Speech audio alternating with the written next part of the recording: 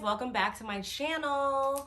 I am so glad you guys came back. We're really gonna get into it this evening because I got a lot to say and I hope you're here for it. I think this is gonna be a new segment on my channel where I just come in here and give you my raw, unfiltered recap and review of these shows that I just love to watch. I can't help it.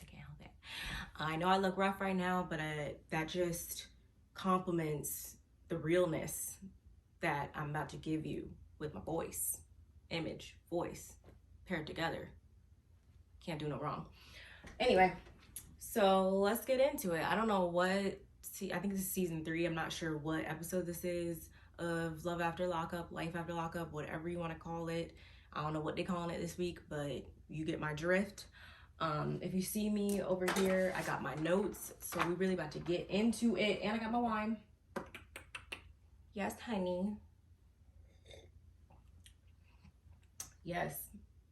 And of course, I love me some Stella. If you know me, I'm not a really big drinker, but when I do, it's this right here. And it's the watermelon. I really like this one. Of course, where I live, the options are always so scarce, so I can only find it in one place around here, but that's neither here nor there. I'm gonna enjoy this, so I always keep a couple bottles on deck. If you've tried this one before, leave your comments in the comments below and let me know if you like it or what's your favorite flavor of Stella, because I've tried quite a few of them. Anyway, so the episode opens with Sean showing up at the courthouse, you know, rolling up on Destiny, which this has been going on for so many episodes at this point. I really just don't understand why this man is allowing this girl to run around with his credit card, car, whatever. Like, I'm just not understanding that. And I get that he's trying to make sure that she don't take off and he lose his $50,000, but it just stresses me out because I just don't understand what he could possibly be thinking. Like, could never be me, point blank, period. Like, could never be me. Like, no, that whole that I've been on the hotline talking about some reporting my car is stolen would have never been me and that car. Like, at that point when he rolled up there, all he should have had to say, there's only one thing for him to say: give me my keys, give me my credit card. Actually, I wouldn't even want the credit card back because she's this type of scandalous, you know what follows that word, type of chick that probably copied that thing down. So honestly, report the car stolen, take the keys back, and go home. And her sister's talking about all up in arms, like, oh, this might be the last time I see her, as she's popping, you know, trash going in the building. Okay, cool. Like, you're there, whatever. How about you're so up in arms, but how about you actually, I don't know, make sure she's on the straight and narrow, tell her to stop scamming these dudes, like, but whatever. Next, and this actually, I'm slightly repulsed by this, and I saw it on the trailer and I was hoping, like, say it ain't so, sis. I was really hoping that we weren't gonna have to even, you know, put our eyes on this, but it happened, so whatever. Good old John, the Native American, whatever he wants to call himself this week. Whatever. So he's got his mother-in-law living with him and his sister-in-law. Okay, got it, whatever. We should have knew it was going to be something because based on how the sister looked from day one. We should have knew it was going to be something. And with that being said, it is now something. Christiana calls up on the phone. I know everything's all good, but you got your sister in the background trying to grab your husband's, you know, walking up in the room in a towel. First of all, it was the dog in the laundry basket for me.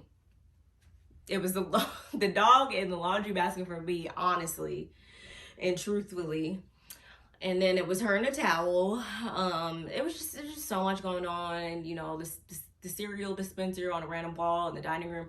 I hate to get on to how people be living, whatever. That's what you guys do behind your closed doors, whatever, and got to do with me.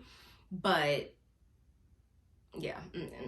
And the mother even commented on it. Like, she even said, okay, I feel like something weird is going on between these two, but she didn't go into too much detail, but I'm sure that's going to come in the later episodes. As soon as how do I say this? He knows he's wrong, because if it was me, first of all, I wouldn't have been in that situation, so let's just get that out of here. But any sound person would know, as soon as you get that vibe, which we all know that vibe is, hey, you gotta find somewhere else to live, yada yada yada, da, da, da, and we should have left it at that. But he's let it go on for, I think she said she'd been there for 9 months at this point. So, like, I'm not understanding. Like, you at this point, you want that attention. You're welcoming it. You keep saying, oh, it's nice having her here. Da, da, da, da. No, because at the end of the day, ain't no wash clothes worth my marriage. So clearly you want the attention.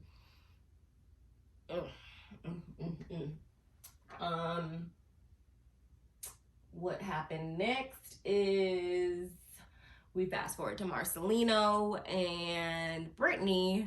And if you've seen the previous episodes, you know that her mom, they found her down on Fremont Street, and you know, she's really just been trying to make sure her mom is safe and whatnot. But, and I understand, I definitely do, but at the same time, it's like, you have your own multiple children to worry about, as well as your husband. And, you know, before you go and extend yourself, no matter who it is, you need to make sure that you and your spouse are on the same page, or at least that's how I feel. And from the sounds of it, like, Marcelino is on board for the most part, but some of these things that Brittany, like, pops up in her mind at times, my dog ain't really feeling it all the way. And I can understand that, rightfully so, because at some point it might make them be in a compromising position, to where he even said, because later on they're speaking about her flying her mom up to Alaska or whatever. And last time I checked, Brittany isn't, you know, fully employed or whatever. So that's going to be money coming out of his pocket, which is in turn money coming out the house, and so on and so forth. So they really need to get that in check and see how they're about to go about, you know, assisting this family member. But I do, you know, feel for her, and I hope she does get the proper treatment and closure from whatever situation. I really do, but we shall see in the later episodes, I'm sure.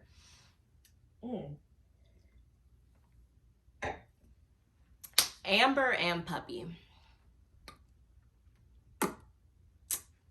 So last week they was out in the club doing what they do, and as we all know, Puppy, they had their whatever, was it gay for say, they said, I don't know what they said exactly, so excuse me if that's the wrong term. They were doing that whole thing when they were incarcerated, and now that, you know, she's out, she wants a relationship, like a full-blown relationship with Amber, and Amber don't really seem like she's feeling it. Tonight, it was finally revealed who Amber has been talking to on the phone, her ex from back in the day or whatever, who, sidebar,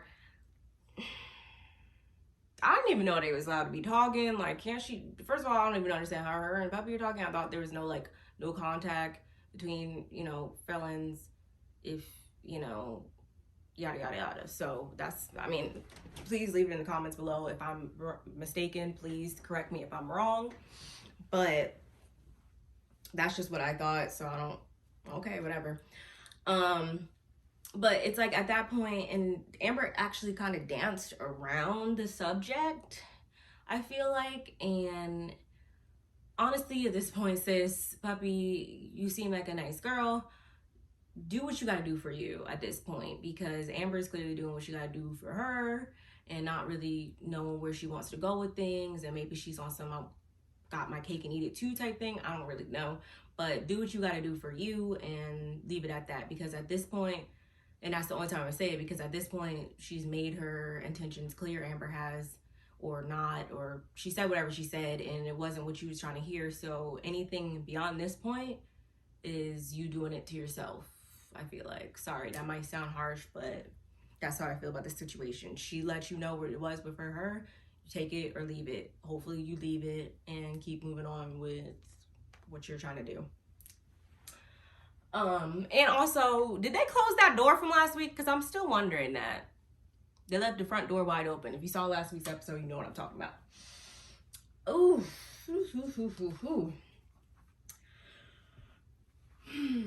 Chevelle and Quaylin.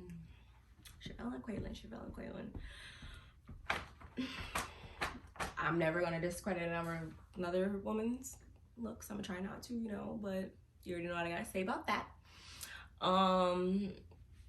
It just really something. I just never got off her when it comes to Maila calling this man daddy and only knew him all of but 5 minutes. That is the part that always is going to just stick in the back of my head whenever I see them come across my TV.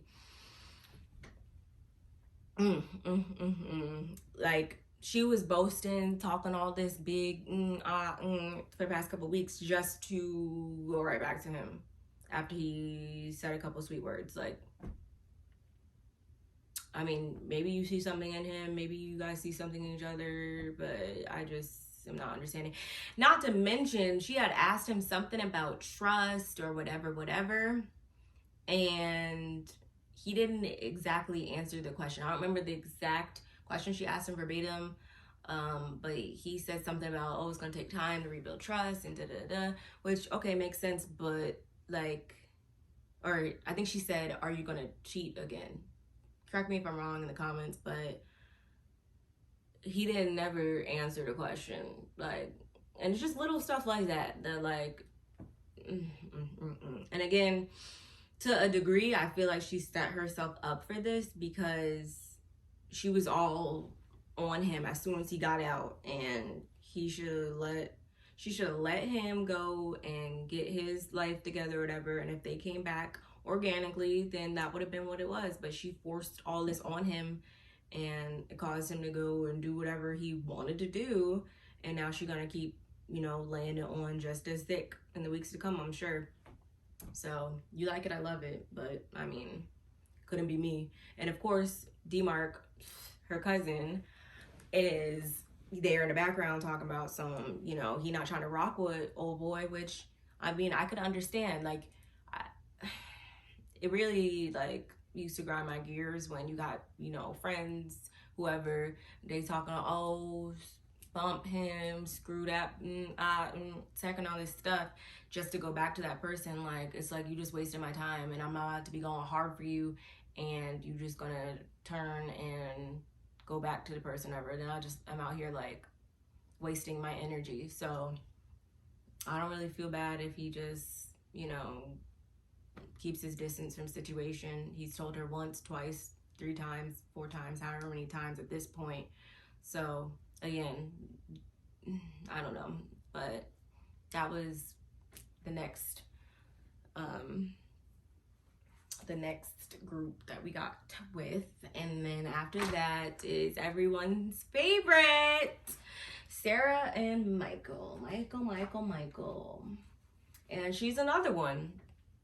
They show Sarah and Michael in her house or whatever, and apparently he has been staying with her at her house, unbeknownst to her boyfriend Malcolm, which we later come on to find out he had no idea that he had been staying in her house with the kids. And she keeps trying to sell us this whole like, oh, I need him here for the kids, and it's for the kids, We don't believe that at this point. We do not believe that at this point, because you've proven time and time again, like, you be going so hard throwing his kids out around here, but we all see through it. We see through it. And you're not fooling nobody but yourself at this point. You're not even fooling him, which you said. He knows how to play you, Sarah. He knows how to play you, and he's doing just that. And even as she's getting ready, about to leave, go meet up with Malcolm. They go on a little date or whatever. And Michael's staying there watching the kids. And she even does this, he's like, oh, does this little twirl. And she's like, oh, he knows how to play you. Anyway, she gets to the little date with Malcolm. They sit down, eating some food. Boom, bam. Thank you, ma'am. And her phone rings. All of but 20 seconds. I mean, editing, I don't know. But according to what it looked like, it was all about 20 seconds after she sat down, they started eating, that Michael calls, like, where you at? Like, and of course, Malcolm's like, what was that about? What was that? And then she goes on to start telling him how Michael's been staying there and and the way she speaks is always coming from a place of like, oh, I have to do this for my family, and this is like my life, and you know, if you want me, this is what comes with me. No. That's not fair to that man. That's not fair to nobody. Like, that's not normal. And it's not even, I think they said, oh, like, having your ex there, That's not even her ex. That's still her whole husband. That couldn't be me. Once again, could not be me. But tonight, I want to give a kudos to Malcolm, Mr. Malcolm in the Middle, because he walked out. He said, like, no more. I'm good off that. And I'm glad that he did that for himself. Who knows? It could all be fake. It could all be for TV, whatever. Who knows? But I'm glad, because clearly she wants to twirl around. And Michael just got exactly what he wants. So now he's going to keep toying with her. And the whole, oh, got to do this because Maria was the reason that he couldn't see the kids. No, he didn't see the kids because he didn't want to see the kids, because he wasn't doing what he needed to do as their father to be there for those kids. Because, truth be told, no one's going to, my future children, no one's going to keep me from my kids. Like, I will go through hell and high water for that. Like, if you want to be there, you'll be there. So I'm sick of that whole excuse. Save it, sis, save it.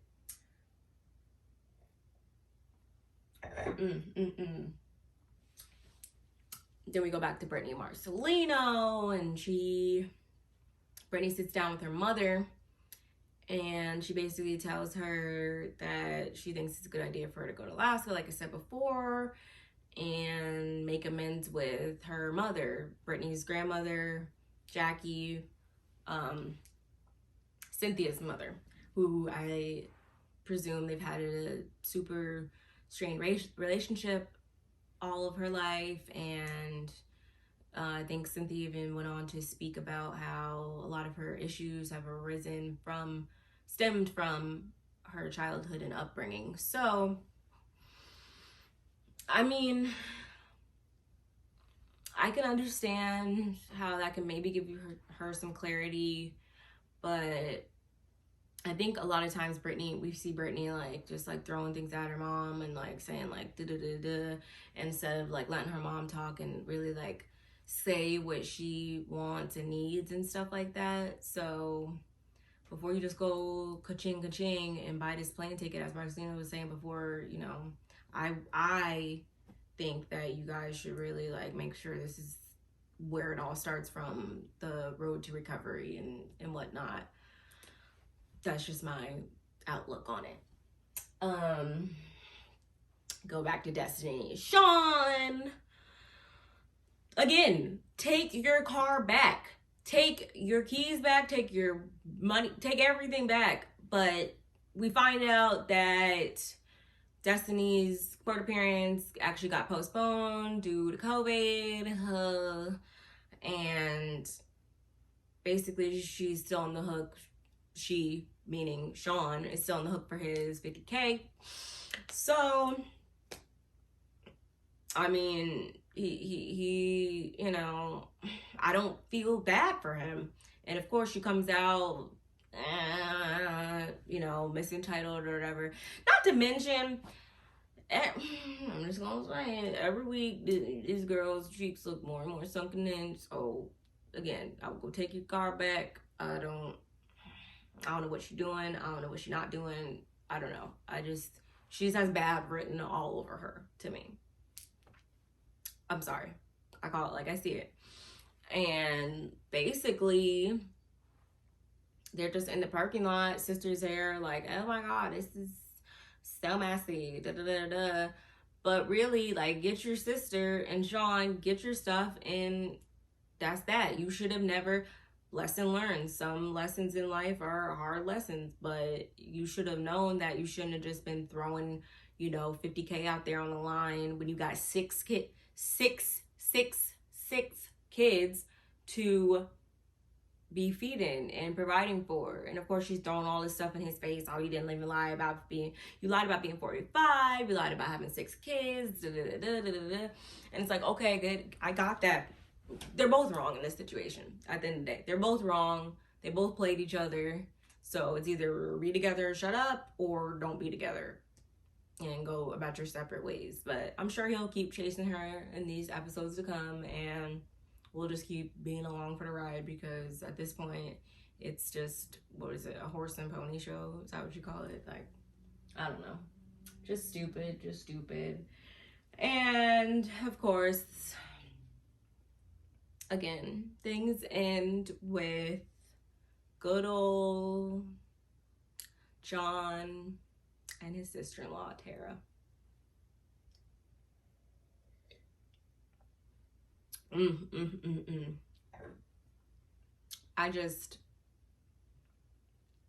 I cannot with that. Like